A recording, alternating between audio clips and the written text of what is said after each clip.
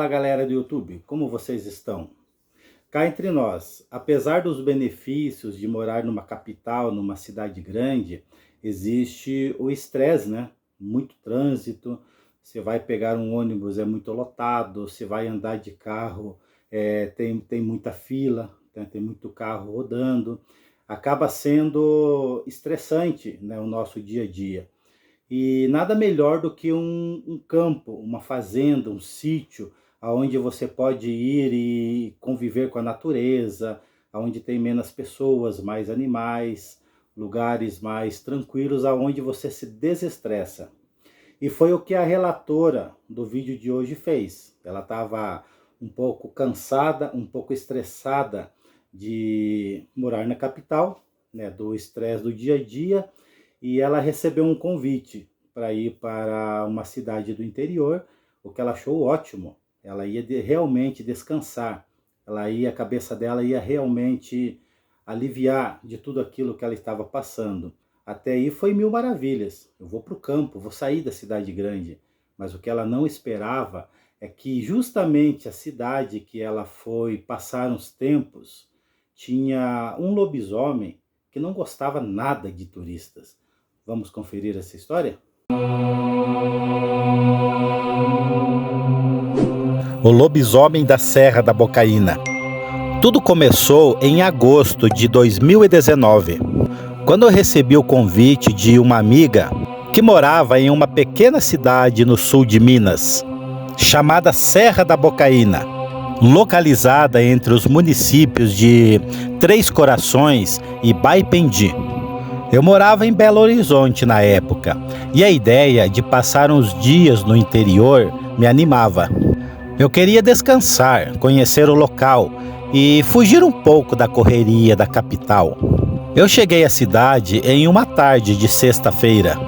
O céu estava nublado, mas o clima era agradável.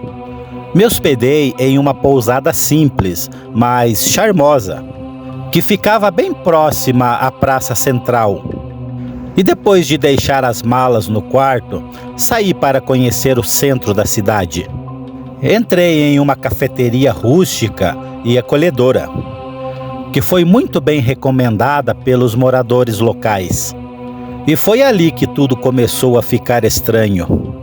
Estava terminando o meu café quando um senhor de barba branca e olhos fundos passou perto da minha mesa. Ele me olhou com um ar de desconfiado, torceu o nariz e murmurou: "Tenha cuidado, moça. Turistas aqui acabam se dando mal." Fiquei sem reação por alguns segundos. Pensei, mais um velho rabugento querendo assustar os forasteiros. Ignorei aquilo e continuei o meu lanche. Mas aquela frase ficou martelando na minha cabeça. À noite, ao passar pela recepção da pousada, um rapaz simpático que trabalhava lá puxou conversa. Ele falou: "A senhora vai sair agora? Não é bom ficar na rua depois das 10. Andam aparecendo algumas coisas por aí que nem a polícia conseguiu explicar." "Coisas?" perguntei eu, curiosa. "É sim, barulhos, sumiços e animais mortos. Mas é melhor nem saber demais." Eu agradeci com um sorriso e subi para o quarto. E pensei comigo, povo do interior adora uma história de assombração. Os dias passaram tranquilos.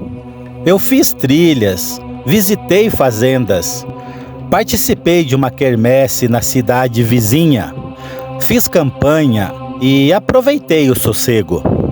2 semanas se passaram, até que em uma noite de sábado, fui convidada para um evento de música regional em uma fazenda um pouco afastada do centro. A festa estava animada e foi passando da meia-noite sem que eu percebesse. Quando olhei o celular, já passava das 2 da manhã e o último ônibus para o centro já tinha partido. Não queria incomodar ninguém, então decidi voltar a pé pela estrada que ligava a fazenda da cidade.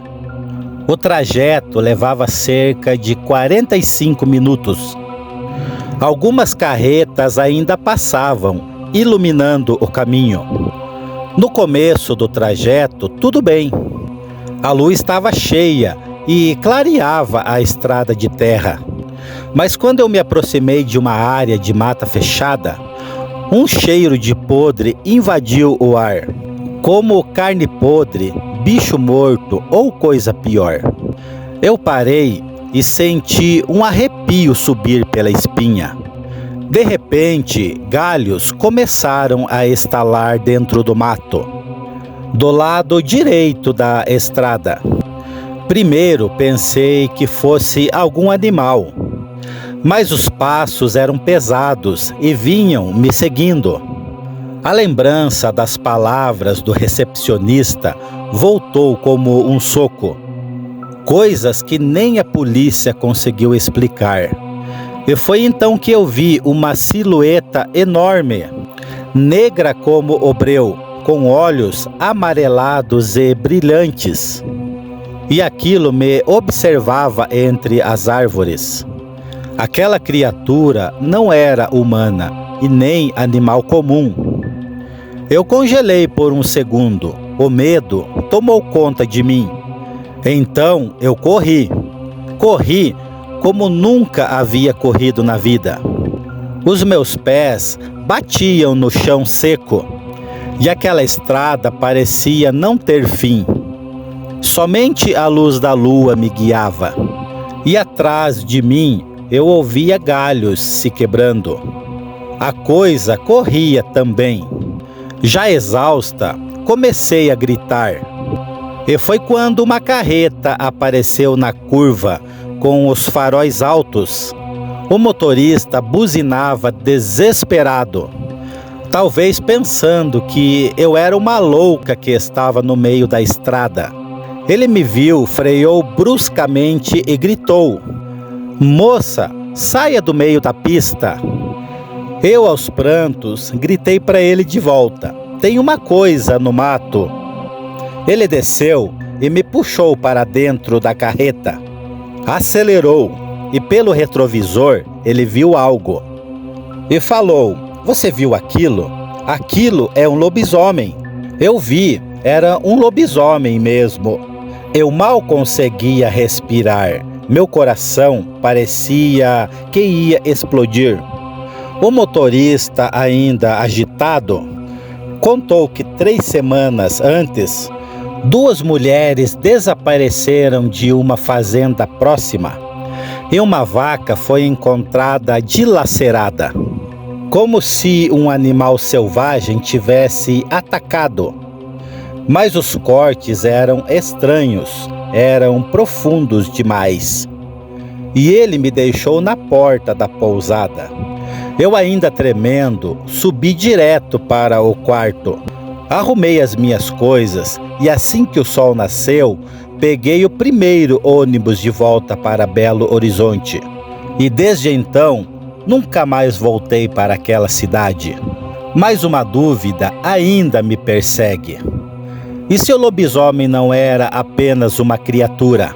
E se fosse alguém dali? O velho da cafeteria com aquele aviso sinistro? Ou o recepcionista sempre à espreita, parecendo saber demais? Não sei. E, sinceramente, tenho medo de descobrir. Tá aí, galera, mais um relato.